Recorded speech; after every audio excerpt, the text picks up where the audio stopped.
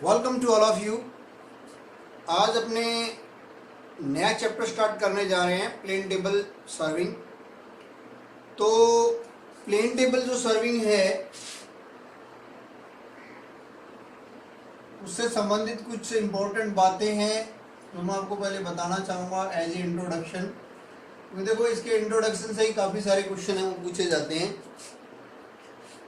तो सबसे पहला इम्पोर्टेंट ऑब्जेक्टिव का क्वेश्चन इसमें ये बनता है कि ऐसी कौन सी सर्वे है जिसमें फील्ड वर्क तथा ऑफिस वर्क है वो साइमल्टेनियसली या साथ साथ किए जाते हैं, या जिसमें न्यूनतम ऑफिस वर्क करना पड़ता है। तो इसके अंदर अगर आपको ऑप्शन में प्लेन टेबल सर्वे मिले तो प्लेन टेबल सर्वे आपका आंसर होगा, क्योंकि इसके अंदर प्लॉटिंग वर्क है जो वो फील्ड के अंदर ही जब ऑब्जर्वेशन लेते हैं उसके साथ साथ ही संपन्न हो जाता है। तो देखो सबसे पहली बात तो अगर इंट्रोडक्शन की बात करें, इसके इंट्रोडक्शन में तो ये ग्राफिकल मेथड ऑफ सर्वे है, ये ग्राफिकल मेथड ऑफ सर्वे है। इसमें फील्ड वर्क तथा ऑफिस वर्क है वो साथ साथ किए जाते हैं। फील्ड वर्क प्लस में ऑफिस वर्क है वो फील्ड में ही वहीं साथ साथ संपन्न किए जाते हैं, न्यूनतम ऑफिस वर्क करना पड़ता है। ये आपका इसका पहला ऑब्जेक्टिव क्वेश्चन हो गया। दूसरा, अगर एक्यूरेसी की बात करें तो देखो इसमें इंस्ट्रूमेंट होता है, फील्ड के अंदर जब शीट लगाते हैं तो इंस्ट्रूमेंट को एडजस्ट करते हैं। अगर शीट आपका बोर्ड है वो थोड़ा सा भी इधर उधर हिल जाता है तो लाइन की दिशा पूर्ण रूप से चेंज हो जाएगी।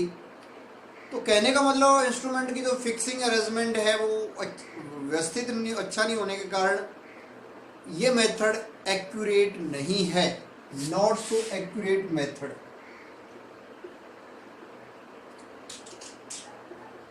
बट देखो क्योंकि इसमें ऑफिस वर्क पूरा बच जाता है इसलिए ये फास्ट होती है, it is a fast method, not so accurate but fast. अब भाई देखो इसकी बात करें कहाँ यूज की जाती है। सामान्यतः देखो थोडोलाइट के द्वारा सर्वे कर रखा है, थोडोलाइट सर्विंग कर रखी है और थोडोलाइट सर्विंग में इंटीरियर डिटेल आपको भरनी है। तो इंटीरियर डिटेल भरने के लिए सामान्यतः प्लेन टेबल सर्विंग को अडॉप्ट किया जाता है। तो ये इससे संबंधित कुछ मेन बातें थी। विशेष रूप से देखो इसका यूज़ यहीं पे करते हैं अपने कि जब ऑलरेडी मैप बना चुके हैं पहले थोडोलाइट सर्विंग का और उसके अंदर इंटीरियर डिटेल अपने को भरनी है तो वहाँ अपने इसको यूज़ करते हैं। और इसकी जो उपयोगिता है या यूजफुलनेस है वो बढ़ाई जा सकती है अगर आप इसके साथ प्लेन टेबल सर्वे के साथ एक इंडियन टेंजेंट क्लिनोमीटर नाम का इंस्ट्रूमेंट होता है जो कि स्लोप या वर्टिकल एंगल को मेजर करता है, अगर उसको यूज़ कर लोगे साथ में तो इसकी यूजफुलनेस और भी बढ़ जाती है प्लेन टेबल की। अब देखो इसके अंदर बात करते हैं एक्सेसरीज कौन कौन सी यूज़ होती है या इसके अंदर कौन कौन से इंस्ट्रूमेंट हैं वो यूज़ किए जाते हैं। तो इंस्ट्रूमेंट अगर इसके अंदर बात करें, इंस्ट्रूमेंट यूज्ड, सबसे पहला इसके अंदर है देखो एक तो प्लेन टेबल, प्लेन टेबल हो गया। दूसरा इसके अंदर है एलिडेड। तीसरा इसमें plumbing fork with plum Bob, plumbing fork with plum Bob.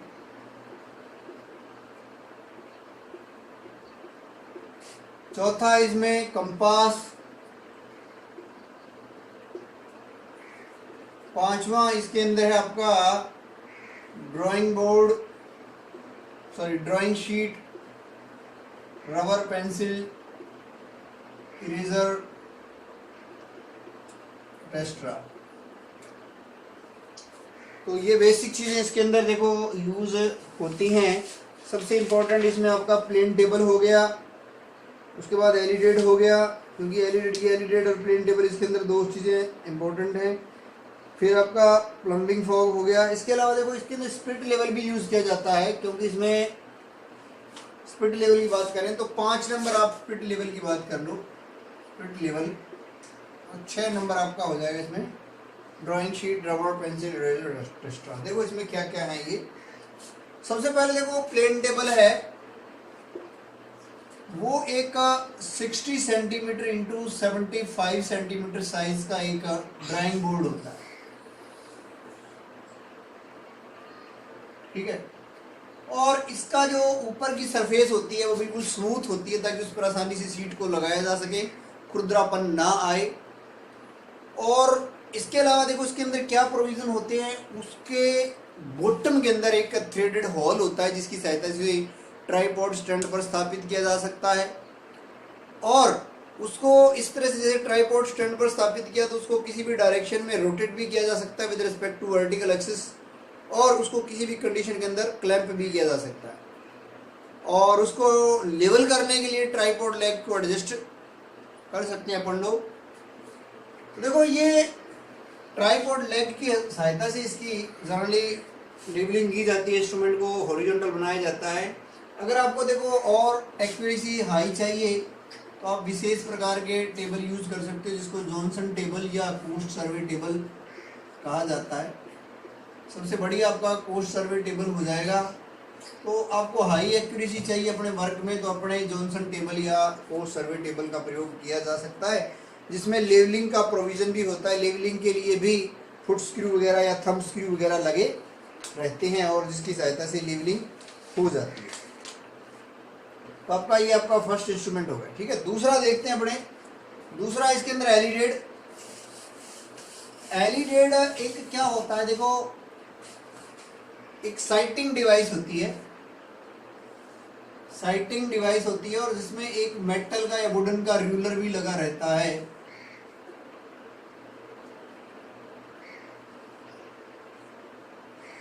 जैसे मान लो यहाँ पे एक ट्यूबलाइट की तरह आपको पोर्शन दिखा रखा है।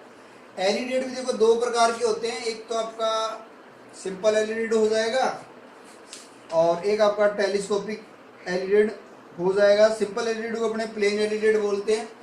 देखो एक तो आपका प्लेन एलईडी हो जाएगा और एक आपका टेलीस्कोपिक एलईडी हो जाएगा। टेलीस्कोपिक एलईडी, टेलीस्कोपिक एलईडी या मैंने आपको जो दिखा रखा है ये प्लेन एलईडी दिखा रखा है। प्लेन एलईडी के अंदर क्या होता है, देखो एक मेटल का रूलर होता है, मतलब इस पर आपकी ये जो आपको पोर्शन दिख रहा है इसमें आपकी इस तरह से ग्रेजुएशन पड़ी होती है। इसकी लंबाई लगभग 50 सेंटीमीटर के आसपास होती है और इसकी सहायता से अपने 50 सेंटीमीटर तक की लंबी लाइन है वो खींची जा सकती है और जिसको मापा भी जा सकता है, क्योंकि ये एक रूलर होता है। रूलर का मतलब आपका फुट्टे का काम करता है, मतलब पटरी का काम करता है। और जिस किनारे के सारे लाइन खींची जाती है पेंसिल की सहायता से वो इसका एज कहलाता है, फिड्यूशियल एज। इसके अलावा इसके जो अंतिम सिरे होते हैं, देखो अंतिम सिरों पर इस तरह से वेन लगे होते हैं जो इसके साथ हिंज्ड होते हैं। उसको अपने बंद भी कर सकते हैं और ओपन भी कर सकते हैं। जिस तरह ट्यूबलाइट का जो पोर्शन है वो बंद भी हो जाएगा, खुल भी जाता है। तो इन पोर्शन को ये आपके जो वेन दिखाई दे रहे हैं इनको खोल भी सकते हैं और बंद भी कर सकते हैं। एक आई वेन होता है और दूसरा आपका ऑब्जेक्ट वेन होता है। आई वेन में देखो एक स्लिट होती है जिसमें अपने को आर पार दिखाई देता है और ऑब्जेक्ट वेन होता है वो ओपन होता है जिसमें आपका एक हेयर होता है या पतली तार होती है बाइसेक्शन के लिए, जिसकी सहायता से बाइसेक्ट किया जाता है। तो ऑब्जेक्ट को इसके अंदर से देखो बाइसेक्ट किया जाता है। बाइसेक्ट करने के बाद इस तरह से इसमें लाइन है खींची जाती है। तो ये आपका हो गया प्लेन एलईडी। इसके बाद अपने बात करते हैं टेलीस्कोपिक एलईडी की। तो टेलीस्कोपिक एलईडी में क्या होता है, देखो ये रूलर तो होता ही होता है और इस रूलर के ऊपर जैसे आपका ये रूलर है ये तो आपका लगा ही हुआ है इसमें। अगर आप बात करो इस रूलर की तो ये रूलर तो आपका लगा ही रहेगा इसमें। और इसके ऊपर जैसे ये वाला पोर्शन आपको दिखाई दे रहा है, इसके ऊपर देखो जिसमें इस भाग को दिखा रहा हूँ, इस भाग को अगर दिखाऊं इसके ऊपर, अगर मैं इसका एलिवेशन दिखाऊं इस तरह से, तो इसके ऊपर ए फ्रेम, इस तरह से ए फ्रेम होता है और ए फ्रेम के साथ इस तरह से एक वर्टिकल ग्रेजुएट सर्किल होता है और एक इसमें इस तरह से टेलीस्कोप लगा रहता है।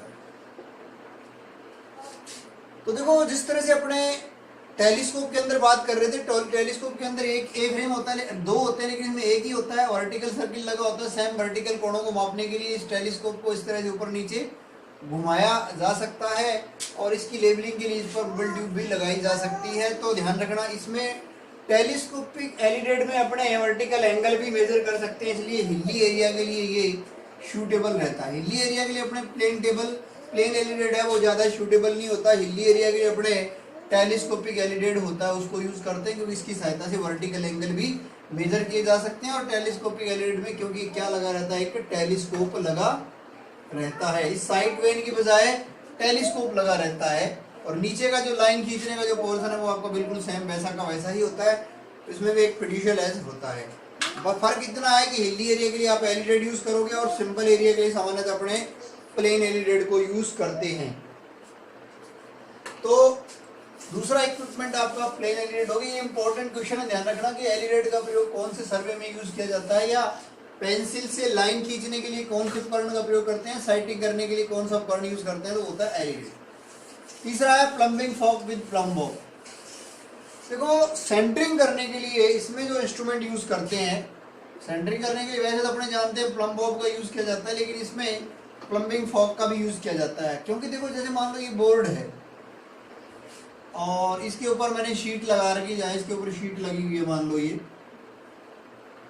अब मान लो इस बिंदु है, ये बिंदु, इस बिंदु के नीचे अपने को सेंटरिंग करनी है यहाँ पर। तो आप देखो यहाँ धागा लगाओगे तो आपके बिल्कुल एग्जैक्ट इसके नीचे धागा नहीं लग पाएगा, हो सकता है इधर लग जाए, इधर लग जाए, लेफ्ट राइट में किधर लग जाए।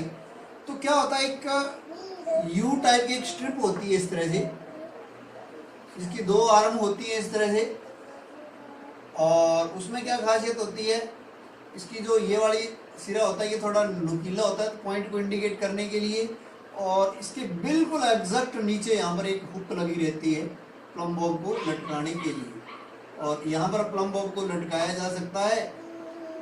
तो इसकी सहायता से एग्जैक्ट सेंटरिंग हो जाती है, क्योंकि देखो इस बिंदु के बिल्कुल एग्जैक्ट ये आपका नीचे आ जाता है। ठीक है, तो ये जो यू टाइप की जो स्ट्रिप आपको दिखाई दे रही है जिसकी दो आर्म है ये वाली, इसको अपने बोलते हैं प्लम्बिंग फॉर्क। तो प्लम्बिंग फॉर्क तथा प्लम बॉब दोनों का यूज किया जाता है इसमें, ठीक है, सेंटरिंग करने के लिए। 3 नंबर हो गया। इसके बाद चौथा जो इक्विपमेंट है वो आपका कंपास है।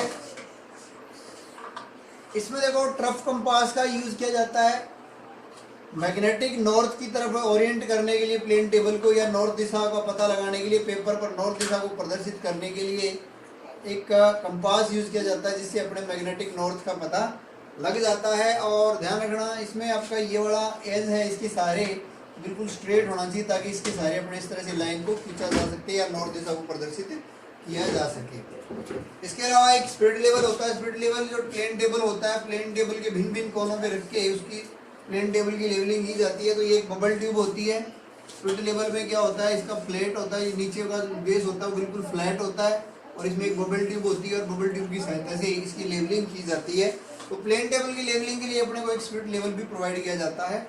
और लास्ट में अपना देखो 6 नंबर है, वो आपकी ड्राइंग शीट होगी, रबर होगी, पेंसिल होगी, इरेजर होगी।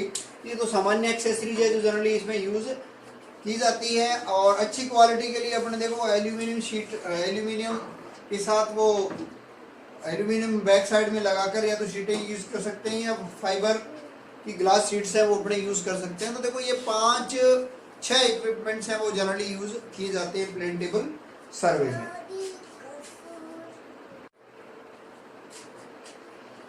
Welcome to all of you. Plane table survey का जो सेकंड वीडियो है ये, इसमें अपने डिस्कस करेंगे कि प्लेन टेबल को किसी स्टेशन पर स्थापित करने के लिए कौन कौन सी प्रक्रियाएं की जाती हैं। पिछले वीडियो के अंदर अपन लोगों ने डिस्कस किया था इसके अंदर जो कौन कौन सी एक्सेसरीज है या इसका जो इंट्रोडक्शन है वो क्या क्या होता है उसके बारे में अपने डिस्कस कर चुके हैं। अब अपना जो ये टॉपिक है इसमें है कि operations for fixing the plane table, operations for fixing plane table, plane table on any station. किसी स्टेशन पर प्लेन टेबल को फिक्स करने के लिए कौन कौन सी ऑपरेशंस अडॉप्ट की जाती है। तो देखो सबसे पहली जो इसके अंदर ऑपरेशन है आपकी वो है लेवलिंग दी टेबल। एक देखो बेसिकली ऑब्जेक्टिव का क्वेश्चन पूछा जाता है। अगर अपने कंपास की बात करें तो कंपास में प्रत्येक स्टेशन पर स्थापित करने के लिए अपने को 3 एडजस्टमेंट करने पड़ते हैं। एक तो सेंटरिंग, दूसरा लेवलिंग, और तीसरा है प्रिज्म को फोकस करना, फोकसिंग ऑफ प्रिज्म। ये कंपास के अंदर होता है। जब अपने थोड़ोलाइट सर्वे करते हैं, थोड़ोलाइट सर्वे में भी 3 एडजस्टमेंट किए जाते हैं किसी स्टेशन पर स्थापित करने के लिए। पहला सेंटरिंग, दूसरा लेवलिंग, और तीसरा होता है elimination of parallels.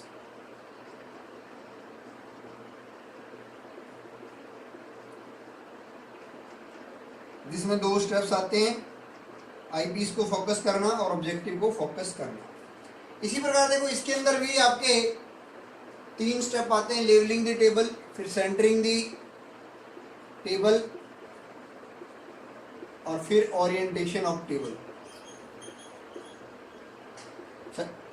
Levelling, centring और ओरिएंटेशन।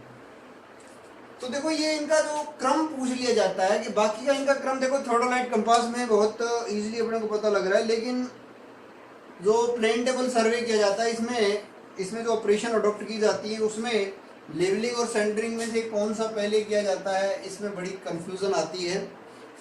तो बेसिकली देखो क्या होता है कि इंस्ट्रूमेंट की जब अपन लोग लेवलिंग कर देते हैं, मान लो, तो जब लेवलिंग करते हैं सबसे पहले आपने इंस्ट्रूमेंट को क्या किया, स्टेशन के ऊपर फिक्स कर दिया।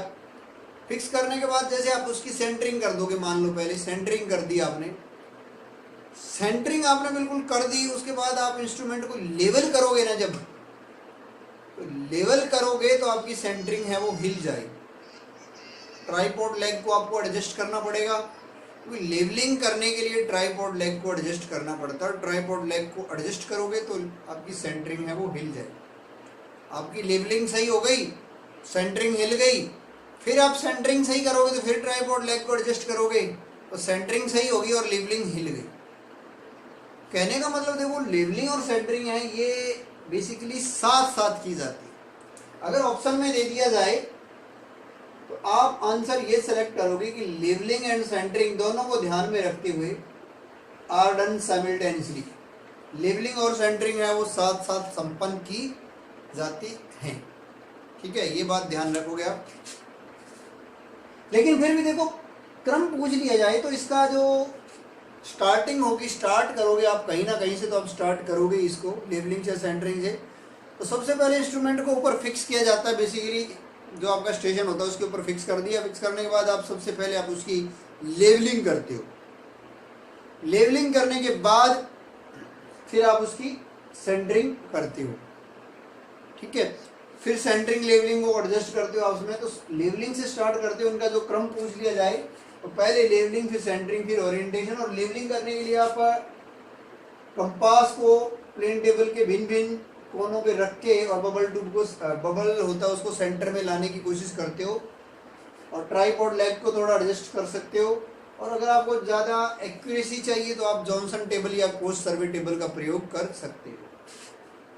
ठीक है, और उसके बाद अपने करते हैं सेंटरिंग। सेंटरिंग करने के लिए प्लम्बिंग फॉग या प्लम बॉब का सहारा लिया जा सकता है।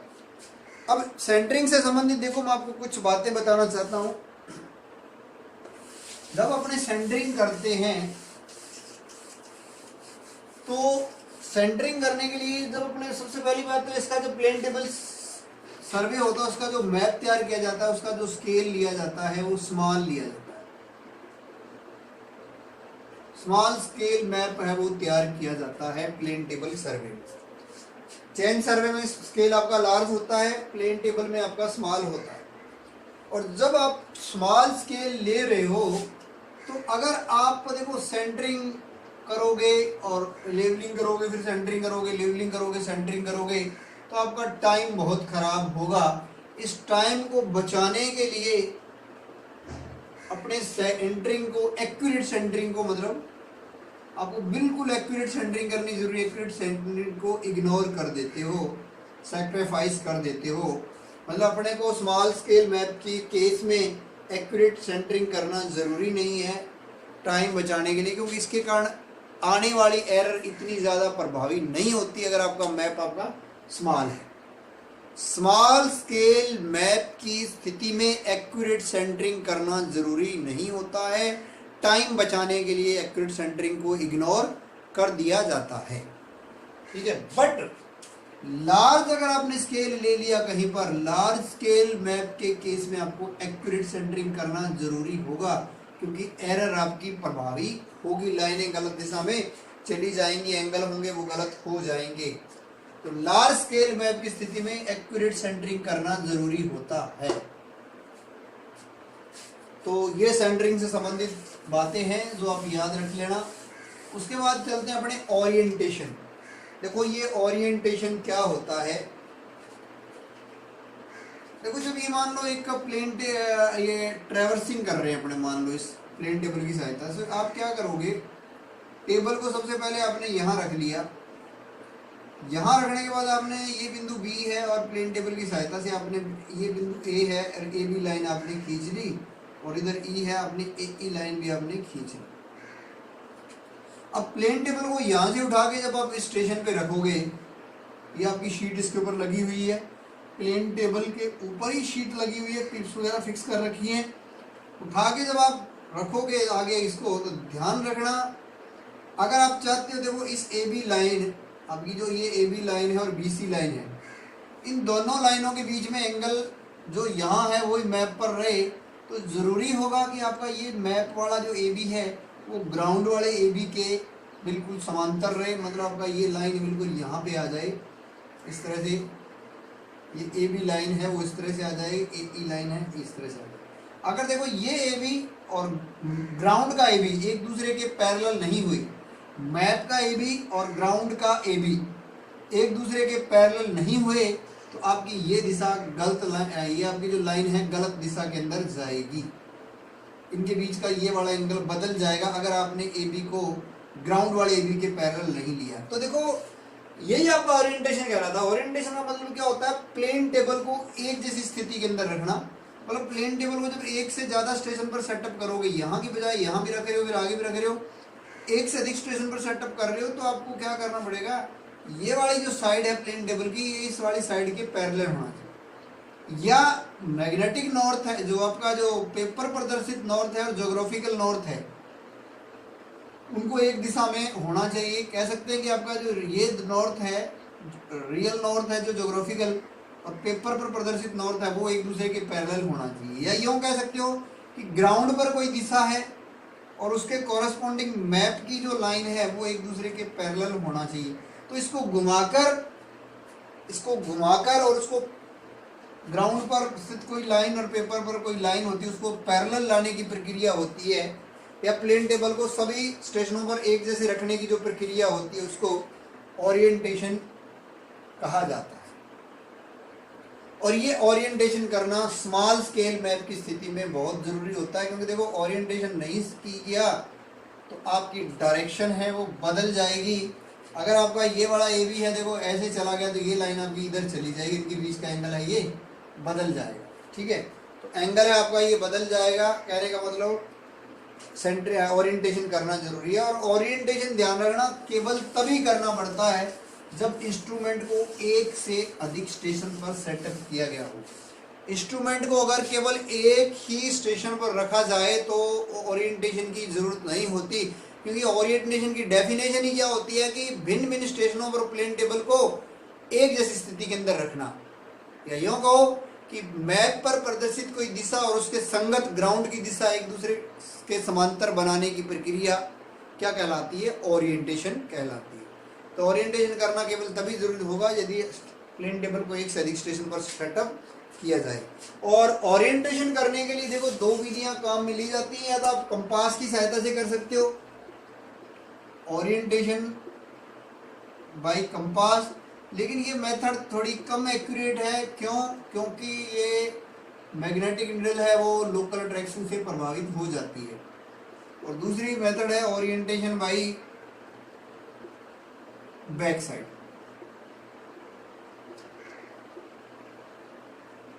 तो ये बेसिकली दो मेथड हैं ओरिएंटेशन करने के लिए। इसके अलावा देखो 3 पॉइंट प्रॉब्लम और 2 पॉइंट प्रॉब्लम भी होती है जो अपने आगे डिस्कस करेंगे।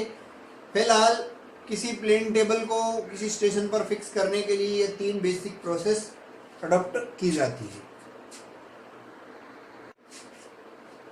Welcome to all of you. इस वीडियो में डिस्कस करने जा रहे हैं प्लेन टेबल सर्विंग के लिए कौन कौन सी मेथड्स हैं वो यूज़ की जाती हैं। Methods of plane table serving.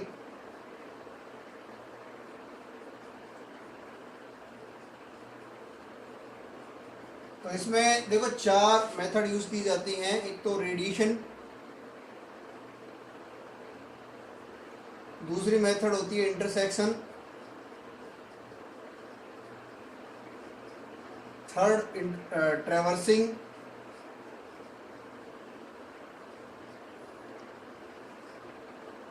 और चौथी जो मेथड है वो है रीसेक्शन।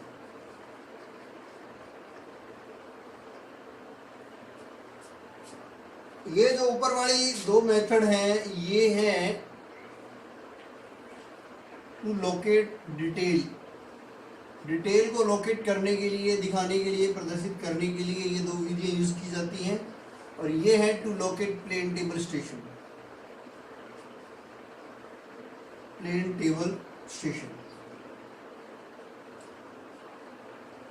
मतलब ऊपर वाली दोनों विधियां हैं उनमें किसी ऑब्जेक्ट की स्थिति को प्रदर्शित किया जाता है, और नीचे वाली जो विधियां हैं उनमें जिन बिंदुओं को अपने लोकेट या प्रदर्शित किया जाता है वो बिंदु प्लेन टेबल वाले बिंदु होते हैं, या वो बिंदु होते हैं जहां पर प्लेन टेबल को रखा जाता है या रखा जाना होगा।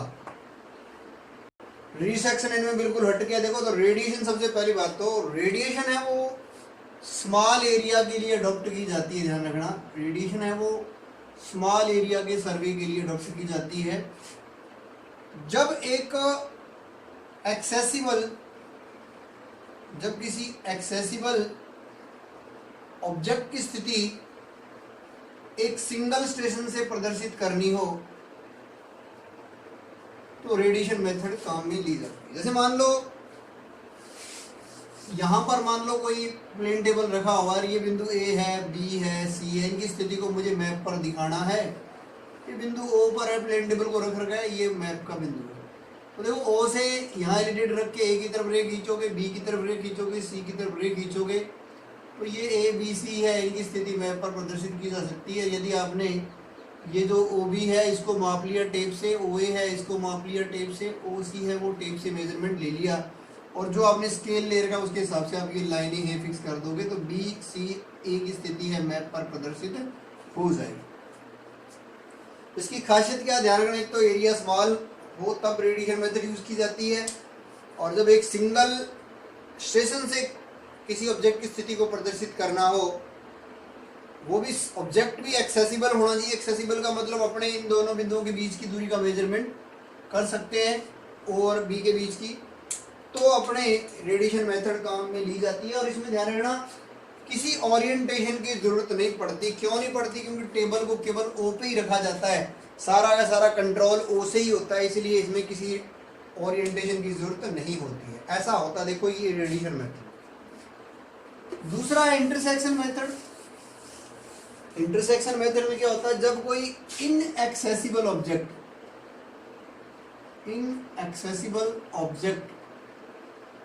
मतलब जहां जाकर दूरी मेजर करना संभव नहीं है, इनएक्सेसिबल ऑब्जेक्ट की स्थिति 2 दिए गए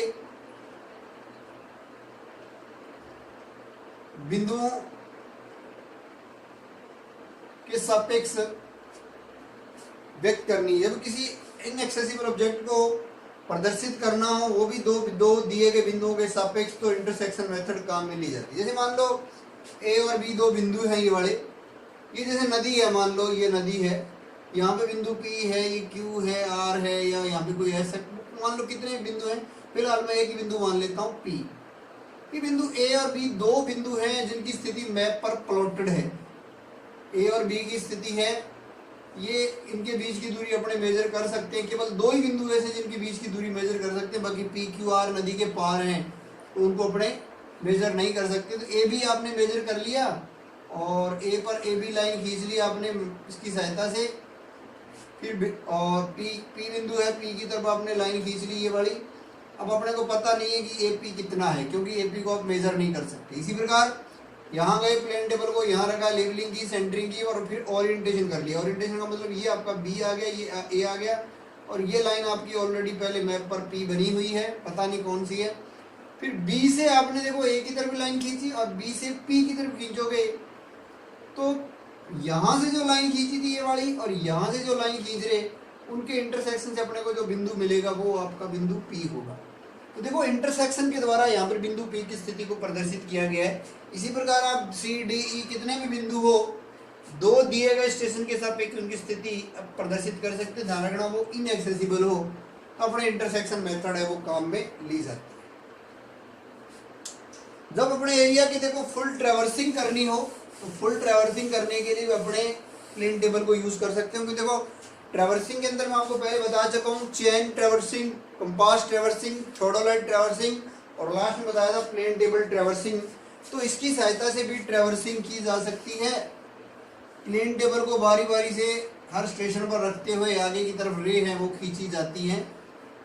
ठीक है, जैसे यहाँ पे सबसे पहले ए पे रखा, ए बी लाइन खींच ली इस तरह से, ए ई लाइन खींच ली आपने, फिर बी पे रखा, इसका लेबलिंग कर ली, रेंडरिंग कर ली, ओरिएंटेशन कर लिया और आपका ये लाइन ऑलरेडी देखो बनी हुई है मैप पर। ए बी तो बनी हुई है और ये ए ई बनी हुई है और अपने क्या करोगे इस बिंदु सी को साइड करते हुए और इस बी सी लाइन आपने खींच ली। इसी प्रकार 1 बाय 1 हर स्टेशन पर रखते हुए आप पूरा ट्रैवर्स बना सकते हो और ट्रैवर्स लास्ट में हो सकता है आपका बंद ना हो तो उसके कंपास रूल या भौतिक मेथड के द्वारा उसको एडजस्ट कर दिया जाता है। तो देखो ये फुल ट्रैवर्सिंग की बात हो रही है, यहाँ पे ट्रैवर्सिंग की जा सकती है। और देखो जिन बिंदुओं जैसे सी बिंदु की स्थिति प्रदर्शित की जा रही है तो सी बिंदु वो है जहाँ पे अपने प्लेन टेबल को आगे रखेंगे, इसलिए ये प्लेन टेबल को दिखाने की विधि मानी जाती है। बाकी हटके सबसे देखो आपका रिसेक्शन है। रिसेक्शन बिल्कुल इन तीनों विधियों से बिल्कुल हटके है, क्योंकि देखो जो प्लेन टेबल सर्वे का जो मेन यूज हुआ था वो केवल आपका रिसेक्शन के लिए ही हुआ था। तो रिसेक्शन क्या होता है इसके बारे में अपने करेंगे नेक्स्ट वीडियो में डिस्कस।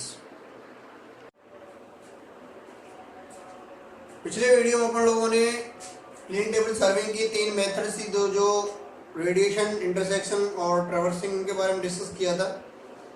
इस वीडियो में अपन लोग इसकी जो चौथी मेथड है रिसेक्शन उसके बारे में डिस्कस करेंगे। तो सबसे पहली बात देखो रिसेक्शन मेथड कब यूज की जाती है। मान लो कोई एरिया है जिसका सर्वे 2 महीने पहले या मान लो उसका सर्वे किया जा चुका और उसका मैप ऑलरेडी तैयार हो चुका है और उसी एरिया पर 2 महीने या 1 साल या कितने टाइम के बाद 6 महीने के बाद अपन फिर जा रहे हैं मान लो उसी एरिया का और वही शीट लेके जिसका मैप वो बना हुआ है वो शीट लेके वहीं जा रहे हैं और उस एरिया पर जाकर आपने वो प्लेन टेबल रख दिया।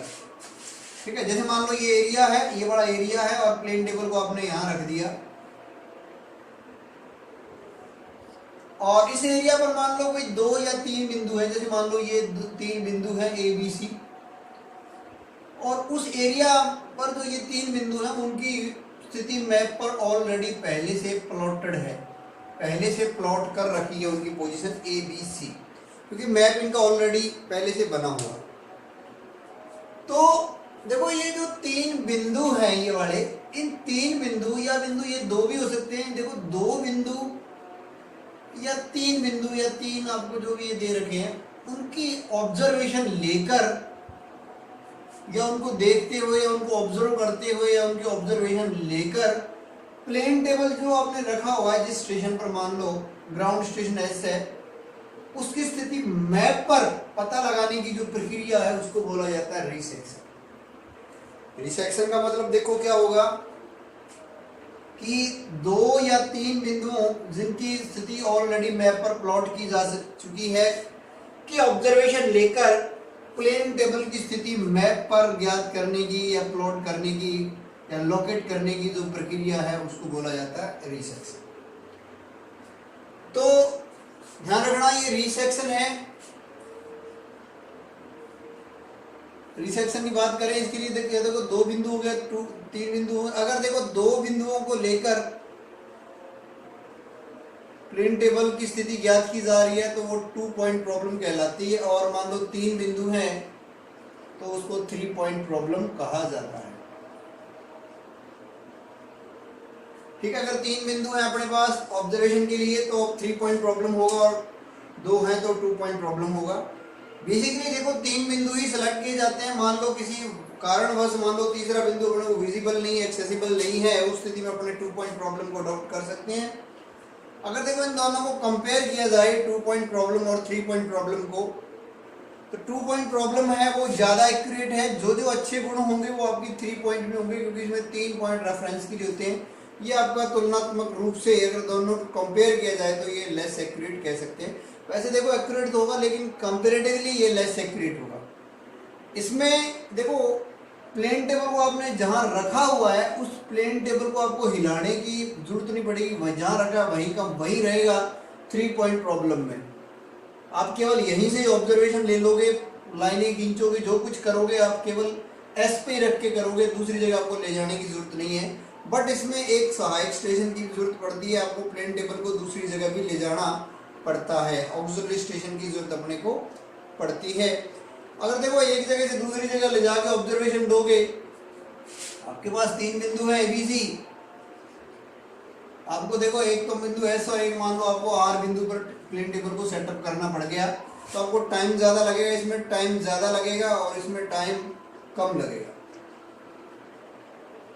रही बात मेहनत, देखो इसमें 2 जगह ले जाना पड़ेगा, इसमें मेहनत ज्यादा लगेगी और इसमें मेहनत कम लगेगी। तो ये उसकी कुछ खासियत है। और एक बात और ध्यान रखना कि अगर मान लो प्लेन टेबल है, प्लेन टेबल का मान लो ये 3 बिंदु आपको दे रखे हैं, जिस तरह से ये 3 बिंदु आपको गिवन है, ये वाले ये प्लेन टेबल एस आपने जो रखा है और ये 3 बिंदु है ए बी सी, मान लो ए बी सी 3 बिंदु आपको दे रखे हैं और यहाँ पे इनकी मैप पर स्थिति प्लॉटेड है।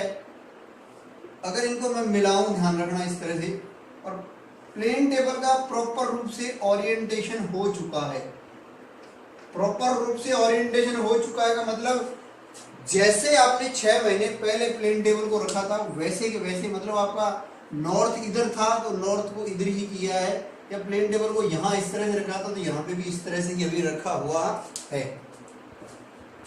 तो अपने कह सकते हैं कि प्लेन टेबल पूर्ण रूप से ओरिएंटेड है अभी। अब मैं क्या करता हूँ, देखो एलिडेड की सहायता से यहाँ पर ये जो बिंदु ए बी सी है, एलिडेड को यहाँ सटा के बिल्कुल इस तरह से, और इसमें से अपने इस बिंदु को देखूंगा और फिर यूँ लाइन खींचूंगा। इसी प्रकार इसमें से अपने मैं देखो यहाँ पे ये लाइन खींचूंगा और इसी प्रकार सी को देखते हुए अपने इस तरह से मैं लाइन खींचूंगा। तो देखो ये एक बिंदु पर इंटरसेक्ट करेगी। इसको देखो ये जो खींचे गए इनको बोला जाता है रिसेक्टर। ये जो लाइनें हैं रिसेक्टर, और रिसेक्टर खींचकर इस बिंदु की स्थिति पता लगाने की प्रक्रिया है, बेसिकली उसको रिसेक्शन कहा जाता है।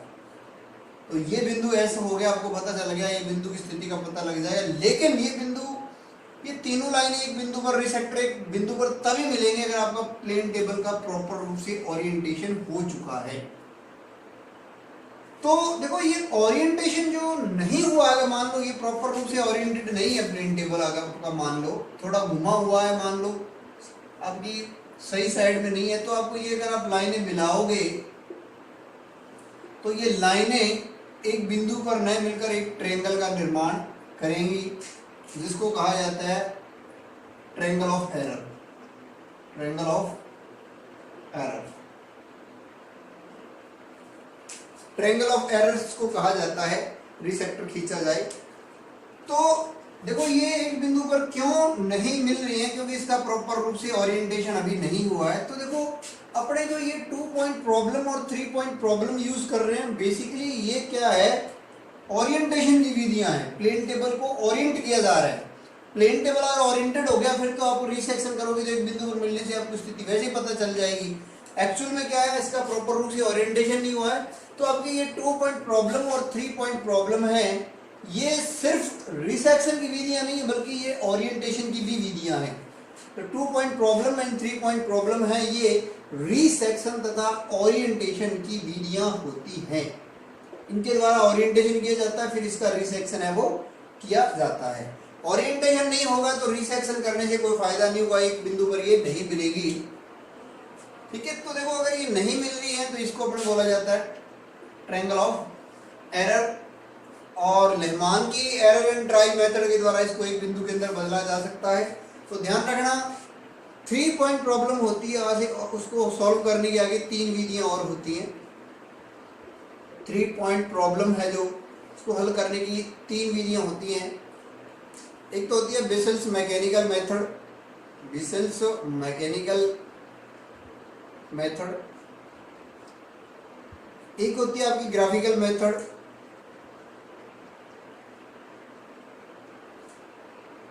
और एक होती है Lehmann's error and trial method,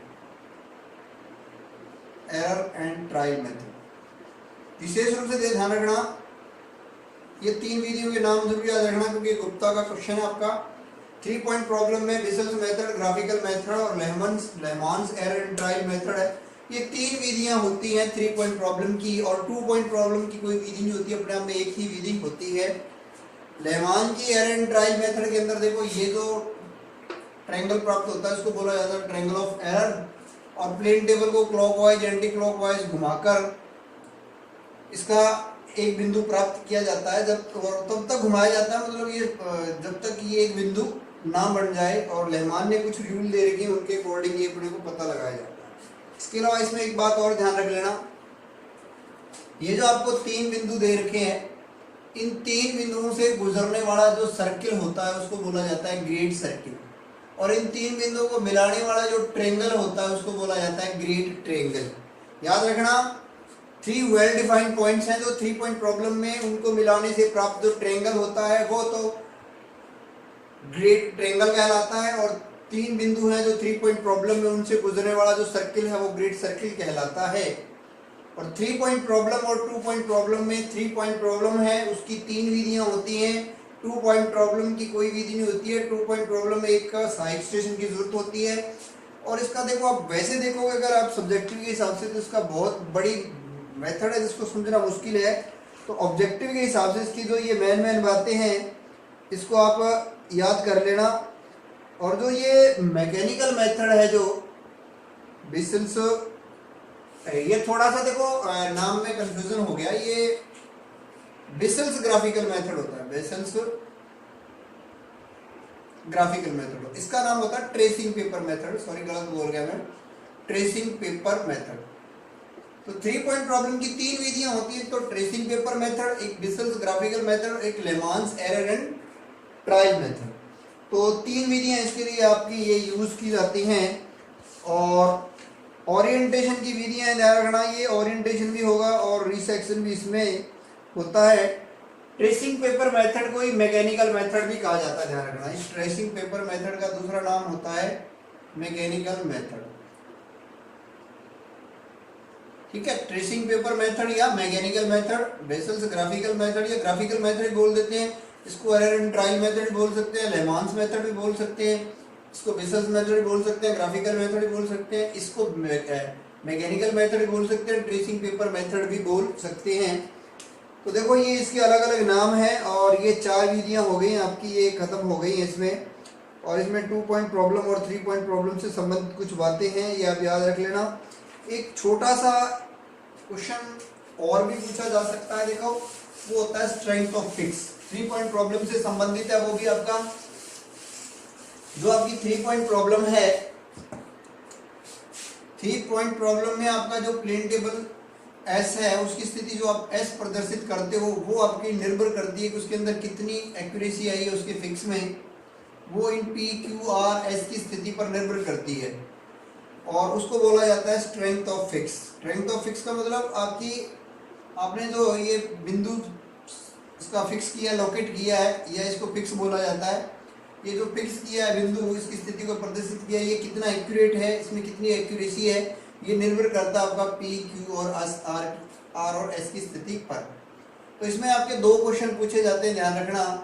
strength of fix अगर अच्छी होगी, ध्यान रखना स्ट्रेंथ ऑफ फिक्स है वो गुड होगी, मतलब आपका जो ये पॉइंट होगा बहुत अच्छी तरह से प्लॉट किया जा सकता है, लोकेट किया जा सकता है, यदि आपका मिडल स्टेशन है वो ज़्यादा पास है, मिडल स्टेशन है जो आपका वो मोर नियर है, ज़्यादा पास है, तो आपकी स्ट्रेंथ ऑफ फिक्स गुड हो। एक तो देखो ये पूछा जाता है बेसिकली, और एक इसके अलावा क्वेश्चन ये पूछा जाता है कि स्ट्रेंथ ऑफ फिक्स होगी वो बैड होगी बैड होगी यदि आपका पॉइंट एस है जो या प्लेन टेबल है वो इस सर्कमफ्रेंस के पास है। देखो अगर सर्कमफ्रेंस के बिल्कुल ऊपर होगा तो आपकी स्ट्रेंथ ऑफ फिक्स बहुत खराब होगी, ऐसे मतलब अनंत बिंदु प्राप्त हो जाएंगे। तो स्ट्रेंथ ऑफ फिक्स खराब होगी, बैड होगी यदि आपका पॉइंट एस है सर्कमफ्रेंस के ज्यादा पास है, और अच्छी होगी यदि आपका मिडिल स्टेशन है वो नियर है। तो ये बातें आप याद रख लेना। और आपका ये जो चैप्टर है इसी के साथ आपका खत्म हो गया। धन्यवाद।